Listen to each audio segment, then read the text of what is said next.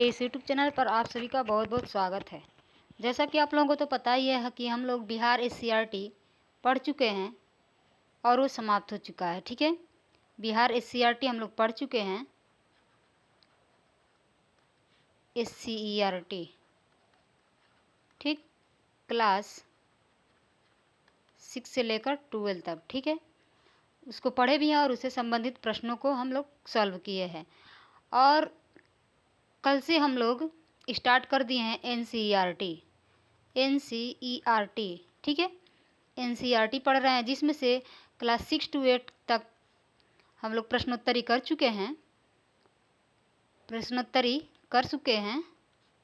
ठीक है, और आज से हम लोग पढ़ने वाले हैं क्लास 9। आज का जो क्लास है वो है इस एनसीईआरटी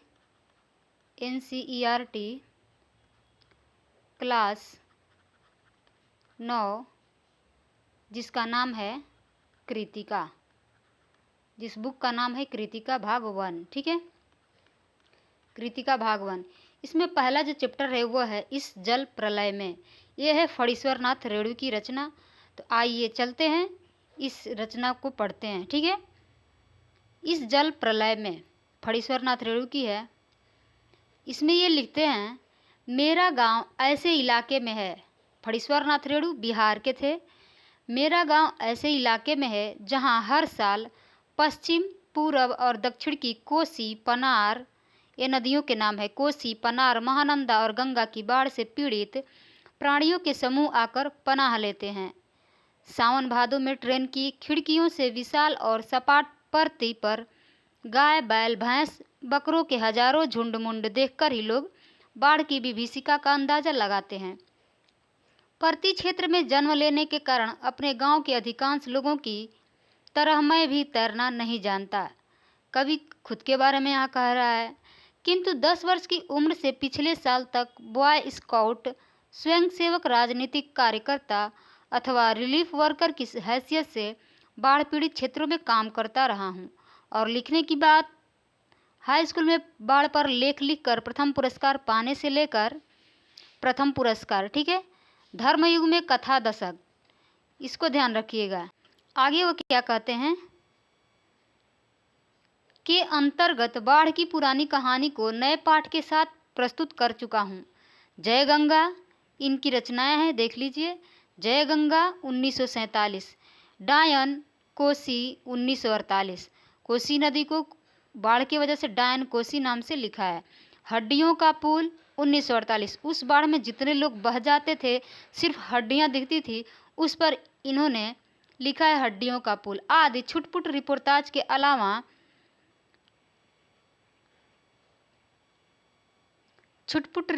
के अलावा मेरे कई उपन्यासों में बाढ़ की विनाश लीलाओं के अनेक चित्र अंकित हुए हैं, किंतु गांव में रहते हुए बाढ़ से घिरने, बहने, भसने और भोगने का अनुभव कभी नहीं हुआ। वह तो पटना शहर में सन 1967 में ही हुआ, जब 18 घंटे की अविराम वृष्टि यानी वर्षा के कारण पुनपुन का पानी राजेंद्र नगर, कंकड़बाग तथा अन्य निचले हिस्सों में घुस आया था। अर्थात बाढ़ को मैंने भोगा है शहरी आदमी की हैसियत से। इसलिए इस बार जब बाढ़ का पानी प्रवेश करने लगा, पटना का पश्चिमी इलाका छाती भर पानी में डूब गया, तो हम घर में ईंधन, आलू, मोमबत्ती, दिया सलाई, पीने का पानी और काम्पोज की गोलियां जमा कर बैठ गए और प्रतीक्षा करने लगे। सुबह सुना राजभवन और मुख्यमंत्री निवास प्लावित हो गया है, यानी पानी से भर चुका है। दोपहर में सूचना मिली, गोलघर जल से घिर गया है। यूँ सूचना बांग्ला में इस वाक्य से मिली, जानो गोलघर डूबे गे छे। बांग्ला वाक्य है कि जानो गोलघर डूबे गे छे। और 5 बजे जब काफ़ी हाउस जाने के लिए तथा शहर का हाल मालूम करने निकला तो रिक्शे वाले ने हंसकर कहा, अब कहाँ जाइएगा, काफ़ी हाउस में तो अबले पानी आ गया होगा। मतलब अब तक काफ़ी हाउस में पानी आ गया होगा, अब कहाँ जा रहे हैं, चलो पानी कैसे घुस गया है वही देखना है। कहकर हम रिक्शा पर बैठ गए। साथ में नई कविता के एक विशेषज्ञ साथ में नई कविता के एक विशेषज्ञ व्याख्याता आचार्य कवि मित्र थे, जो मेरी अनवरत अनर्गल अनगढ़ गद्यमय स्वगतोक्ति से कभी बोर नहीं होते हैं। धन्य है। यहाँ जो अनवरत दिया है, अनवरत है, अनर्गल है और अनगढ़ है, इन सब का अर्थ नीचे दिया हुआ है।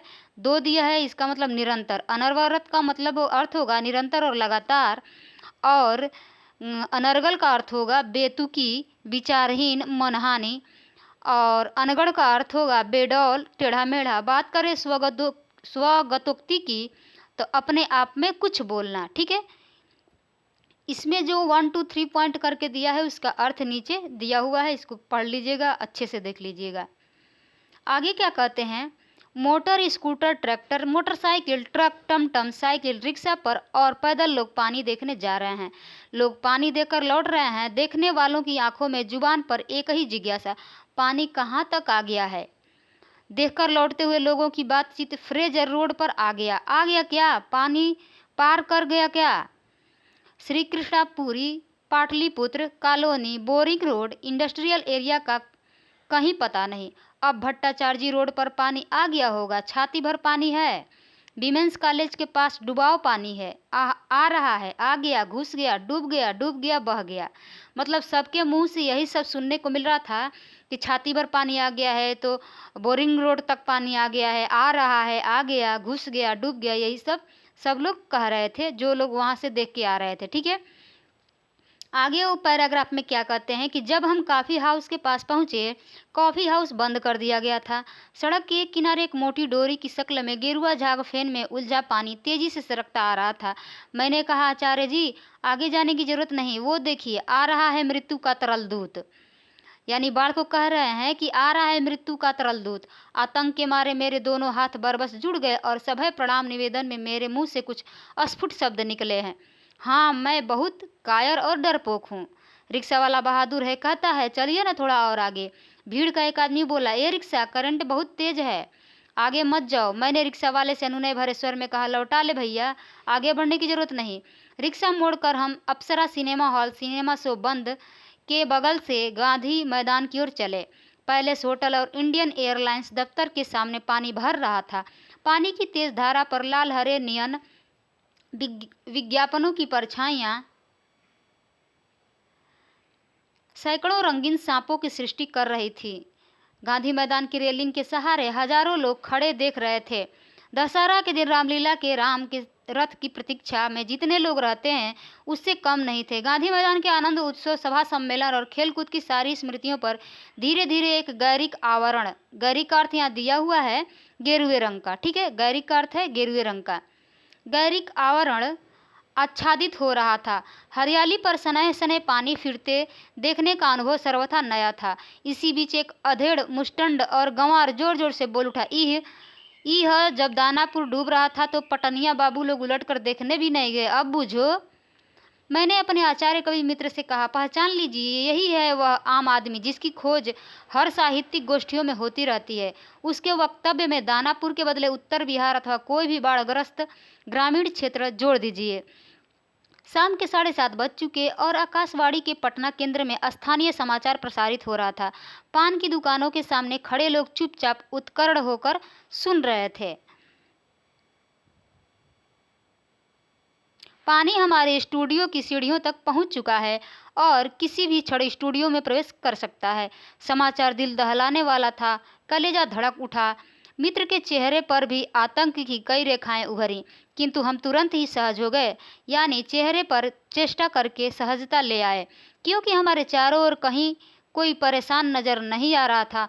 पानी देखकर लौटते हुए लोग आम दिनों की तरह हंस बोल रहे थे, बल्कि आज तनिक अधिक उत्साहित थे। हाँ, दुकानों में थोड़ी हड़बड़ी थी। नीचे के सामान ऊपर किए जा रहे थे। रिक्शा, टमटम, ट्रक और टेम्पो पर सामान लादे जा रहे थे। खरीद बिक्री बंद हो चुकी थी। पान वालों की बिक्री अचानक बढ़ गई थी। आसन्न संकट से कोई प्राणी आतंकित नहीं दिख रहा था। पान वाले के आदमकद आईने में उतने लोगों के बीच हमारी ही सूरतें मुहर्रमी नजर आ रही थीं। मुझे लगा अब हम यहाँ थोड़ी देर भी ठहरेंगे तो वहाँ खड़े लोग किसी भी क्षण ठठाकर हम पर हंस सकते हैं। जरा इन बुज़दिलों का हुलिया देखो, क्योंकि वहाँ ऐसी ही बातें चारों ओर से उछाली जा रही थीं। एक बार डूब ही जाए धनुष कोटि की तरह पटना लापता न हो जाए कहीं। एक बार डूब ही जाए धनुष कोटि की तरह पटना लापता न हो जाए कहीं, सब पाप धुल जाएगा। चलो गोलघर के मुंडे पर लाश की गड्डी लेकर बैठ जाएं। बिस्कोमान बिल्डिंग की छत पर क्यों नहीं भाई, यही माकूल मौका है इनकम टैक्स वालों को। ऐन इसी मौके पर काले कारोबारियों के घर पर छापा मारना चाहिए। आसामी बामाल यानी पैसे वाले, ठीक। राजेंद्र नगर चौराहे पर मैगजीन कॉर्नर की आखिरी सीढ़ियों पर पत्र पत्रिकाएं पूर्ववत बिछी हुई थीं। सोचा एक सप्ताह की खुराक एक ही साथ ले लूं। क्या क्या ले लूं? हेडली चेज या एक ही सप्ताह में फ्रेंच जर्मन सिखा देने वाली किताबें अथवा योग सिखाने वाली कोई सचित्र किताब। मुझे इस तरह किताबों को उलटते पलटते देखकर दुकान का नौजवान मालिक कृष्णा पता नहीं क्यों मुस्कुराने लगा। किताबों को छोड़ कई हिंदी, बांग्ला और अंग्रेजी सिने पत्रिकाएं लेकर लौटा। मित्र से विदा होते हुए कहा, पता नहीं कल हम कितने पानी में रहें। बहरहाल जो कम पानी में रहेगा वह ज़्यादा पानी में फंसे मित्र की सुधि लेगा। लेखक कह रहा है अपने मित्र से कि पता नहीं कल हम कितने पानी में रहें। बहरहाल जो कम पानी में रहेगा वह ज़्यादा पानी में फंसे मित्र की सुधि लेगा। फ्लैट में पहुंचा ही था कि जनसंपर्क की गाड़ी भी लाउड स्पीकर से घोषणा करती हुई राजेंद्र नगर पहुंच चुकी थी। हमारे गोलंबर के पास कोई भी आवाज़ चारों बड़े ब्लॉकों की इमारतों से टकराकर मंडराती हुई 4 बार प्रतिध्वनित होती है। सिनेमा अथवा लॉटरी की प्रचार गाड़ी यहाँ पहुंचते ही भाइयों पुकार कर एक क्षण के लिए चुप हो जाती हैं। पुकार कर मंडराती हुई प्रतिध्वनित होती है, भाइयों भाइयों भाइयों। कोई माइक लेके आता है तो नहीं कहता है भाइयों भाइयों भाइयों सुनो। वही चीज़ यहाँ पे लिख रहे हैं कि भाइयों भाइयों भाइयों।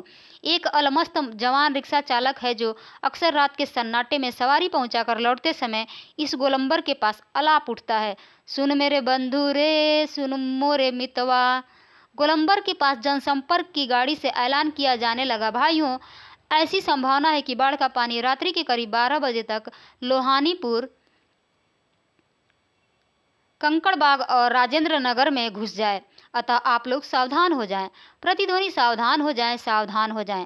ठीक, प्रतिध्वनि सावधान हो जाए यानी वो कह रहा था कि सावधान हो जाए, पानी कभी भी आ सकता है। मैंने गृह स्वामिनी से पूछा, गैस का क्या हाल है? बस उसी का डर है, बस अब खत्म होने वाला है। असल में सिलेंडर में मीटर वूटर की तरह कोई चीज़ नहीं होने से कुछ पता नहीं चलता, लेकिन अंदाज है कि 1 या 2 दिन कोयला है, स्टोव है, मगर किरासन एक ही बोतल। फिलहाल बहुत है। बाढ़ का भी यही हाल है। मीटर वूटर की तरह कोई चीज़ नहीं होने से पता नहीं चलता कि कब आके धमके।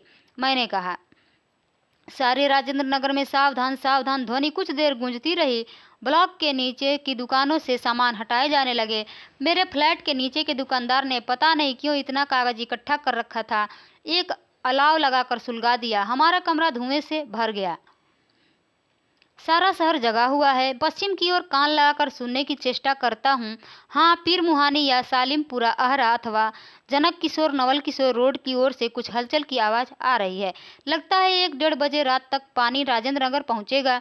सोने की कोशिश करता हूँ लेकिन नींद आएगी भी नहीं, कंपोज की टिकिया भी नहीं। कुछ लिखूँ, किंतु क्या लिखूँ? कविता। शीर्षक बाढ़ आकुल प्रतीक्षा। धत, शीर्षक को रखना चाहते थे कि बाढ़ आकुल प्रतीक्षा, फिर बोले नहीं। नींद नहीं, स्मृतियां आने लगीं एक एक कर, चलचित्र के बेतरतीब दृश्यों की तरह।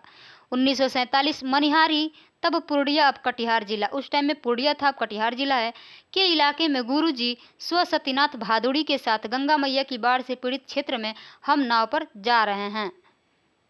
चारों ओर पानी ही पानी। दूर एक द्वीप जैसा बालचूर दिखाई पड़ा। हमने कहा, वहां चलकर जरा चहलकदमी करके टांगे सीधी कर ले। भादुड़ी जी कहते हैं, किंतु सावधान, ऐसी जगहों पर कदम रखने के पहले यह मत भूलना कि तुमसे पहले ही वहाँ हर तरह के प्राणी शरणार्थी के रूप में मौजूद मिलेंगे। और सचमुच चींटे लेकर सांप, बिच्छू और लोमड़ी सियार तक यहाँ पनाह ले रहे थे। भादुड़ी जी की हिदायत थी, हर नाव पर पकाही घाव, पानी में पैर की उंगलियां सड़ जाती हैं, उसको पकाही घाव कह रहे हैं यहाँ पे। तलवों में भी घाव हो जाता है की दवा, दिया सलाई की डिबियाँ और किरासन तेल रहना चाहिए। और सचमुच हम जहाँ जाते खाने पीने की चीज़ से पहले पकाही घाव की दवा और दिया सलाई की मांग होती। 1949 उस बार महानंदा की बाढ़ से घिरे वापसी थाना के एक गांव में हम पहुंचे। हमारी नाव पर रिलीफ के डॉक्टर साहब थे। गांव के कई बीमारों को नाव पर चढ़ाकर कैंप में ले जाना था। एक बीमार नौजवान के साथ उसका कुत्ता भी कुई कुई करता हुआ नाव पर चढ़ आया। डॉक्टर साहब कुत्ते को देखकर भीषण भयभीत हो गए और चिल्लाने लगे, अरे कुकुर नहीं, कुकुर नहीं, कुकुर को भगाओ। बीमार नौजवान छप से पानी में उतर गया। हमार कुकुर नहीं जाएगा तो हमहू नहीं जाएगा। फिर कुत्ता भी छपाक पानी में गिरा। हमारा आदमी नहीं जाएगा तो हमहू नहीं जाएगा। परमान नदी की बाढ़ में डूबे हुए एक मुसहरों की बस्ती में हम राहत बांटने गए। खबर मिली थी कि वे कई दिनों से मछली और चूहों को झुलसाकर खा रहे हैं, किसी तरह जी रहे हैं। किंतु टोले के पास जब हम पहुंचे तो ढोलक और मंजीरा की आवाज़ सुनाई पड़ी। जाकर देखा, एक ऊंची जगह मचान बनाकर स्टेज की तरह बनाया गया है। बलवाही नाच हो रहा था। लाल साड़ी पहनकर काला कलूटा नटुआ दुल्हन का हाव भाव दिखला रहा था, यानी वह धानी है।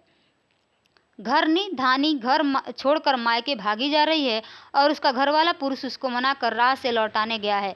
इस पद के साथ ही ढोलक पर द्रुत ताल बजने लगा, धगिड़ गिड़ चकैके धक चकधुम, चकैके चकधुम चकधुम चकधुम।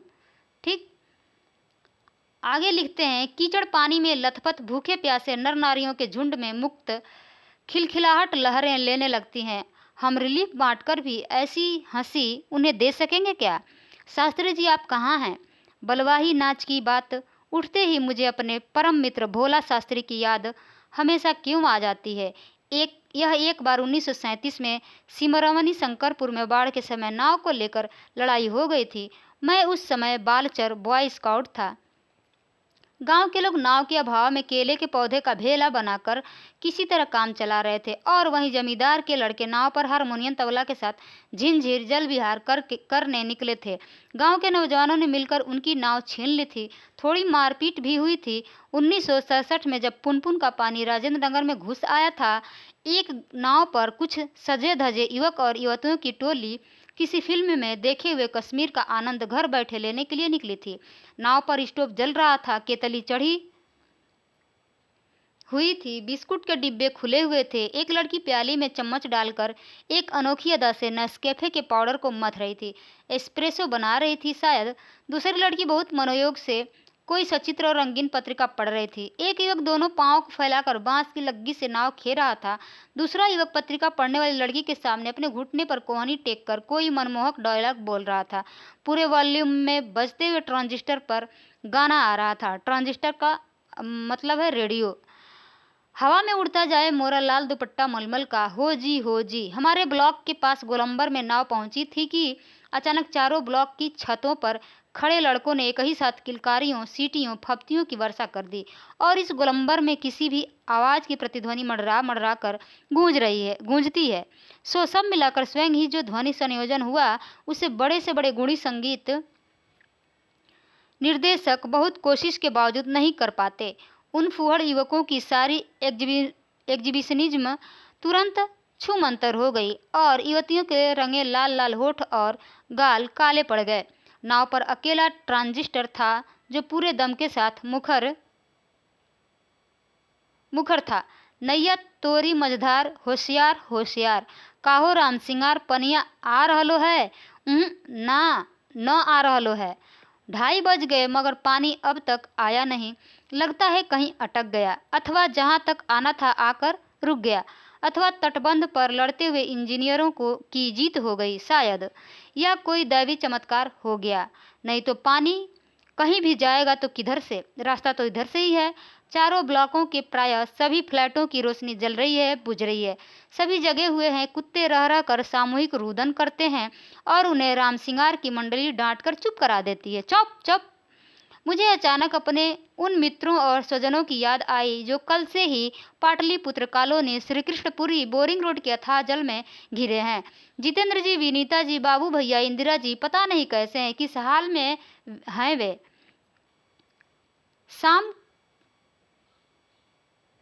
शाम को एक बार पड़ोस में जाकर टेलीफोन करने के लिए चोंगा उठाया। बहुत देर तक कई नंबर डायल करता रहा। उधर सन्नाटा था एकदम, कोई शब्द नहीं, टुंग-फुंग कुछ भी नहीं। बिस्तर पर करवट लेते हुए फिर एक बार मन में हुआ कुछ लिखना चाहिए, लेकिन क्या लिखना चाहिए? कुछ भी लिखना संभव नहीं, और क्या जरूरी है कि कुछ लिखा ही जाए? नहीं, फिर स्मृतियों को जगाऊं तो अच्छा।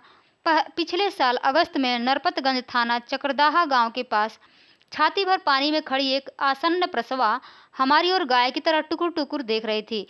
नहीं, अब भूली बिसरी याद नहीं, बेहतर है आंखें मूंद कर सफेद भेड़ों के झुंड देखने की चेष्टा करूं। उजले उजले सफेद भेड़ों के झुंड झुंड, किंतु सभी उजले भेड़ अचानक काले हो गए। बार बार आंखें खोलता हूँ, मूंदता हूँ, काले को उजला करना चाहता हूँ। भेड़ों के झुंड भूरे हो जाते हैं। उजले भेड़, काले भूरे, किंतु उजले उजले गेहुए रंग के भेड़। ओई दाखो ऐसे गेछे जल, झकझोर कर मुझे जगाया गया। घड़ी देखी, ठीक 5:30 बज रहे थे। सवेरा हो चुका था। आ रहलो है पनिया, पानी आ गइलो। हो राम सिंगार, हो मोहन, रामचंद्र, अरे हो। आंखें मलता हुआ उठा। पश्चिम की ओर थाना के सामने सड़क पर मोटी डोली की शक्ल में मुंह में झाग फेन लिए पानी आ रहा है, ठीक वैसा ही जैसा शाम को कॉफी हाउस के पास देखा था। पानी के साथ साथ चलता हुआ, किलोल करता हुआ बच्चों का एक दल उधर पश्चिम दक्षिण कोने पर दिनकर अतिथिशाला से और आगे बस्ती के पास। बच्चे कूद क्यों रहे हैं? नहीं, बच्चे नहीं, पानी है। वहाँ मोड़ है, थोड़ा अवरोध है, इसलिए पानी उछल रहा है। पश्चिम उत्तर की ओर ब्लॉक नंबर 1 के पास पुलिस चौकी के पिछवाड़े में पानी का पहला रेला आया। ब्लॉक नंबर 4 के नीचे सेठ की दुकान की बाएं बाजू में लहरें नाचने लगीं। अब मैं दौड़कर छत पर चला गया। चारों ओर शोर, कोलाहल, कलरव, चीख पुकार और पानी का कलकल रव। लहरों का नर्तन। सामने फुटपाथ को पार कर अब पानी हमारे पिछवाड़े में सशक्त बहने लगा है। गोलंबर के गोल पार्क के चारों ओर पानी नाच रहा है। आ गया। पानी बहुत तेजी से बढ़ रहा है, चढ़ रहा है। करंट कितना तेज है? सोन का पानी है? नहीं, गंगा जी का है। आ गए लो। सामने की दीवार की ईंटें जल्दी जल्दी डूबती जा रही हैं। बिजली के खंभे का काला हिस्सा डूब गया। ताड़ के पेड़ का तना क्रमशः डूब रहा है।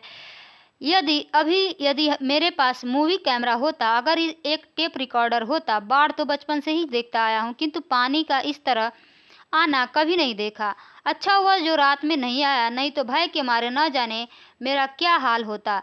देखते ही देखते गोल पार्क डूब गया। हरियाली लोप हो गई। अब हमारे चारों ओर पानी नाच रहा था। भूरे रंग के भेड़ों के झुंड, भेड़ दौड़ रहे हैं। भूरे भेड़, वह चाय वाले की झोपड़ी चली गई। काश मेरे पास एक मूवी कैमरा होता, एक टेप रिकॉर्डर होता तो क्या होता। अच्छा है कुछ भी नहीं। कलम थी, वह भी चोरी चली गई। अच्छा है कुछ भी नहीं मेरे पास। लेखक सोच रहा है कि इस टाइम में अगर टेप रिकॉर्डर होता तो मैं उसे टेप करता या रिकॉर्डिंग करता। ठीक है, और इससे संबंधित ये सब प्रश्न दिए गए हैं, ये भी बहुत इम्पोर्टेंट है। इसको आप लोग देख लीजिएगा। जो नहीं समझ में आएगा आप लोग पूछिएगा, मैं बताऊंगी। ठीक है, तो यही है इस जल प्रलय में फणीश्वर नाथ रेणु की, ठीक है, रचना है। चलिए मिलते हैं इसके अगले क्लास में एक नई रचना के साथ। तब तक के लिए धन्यवाद।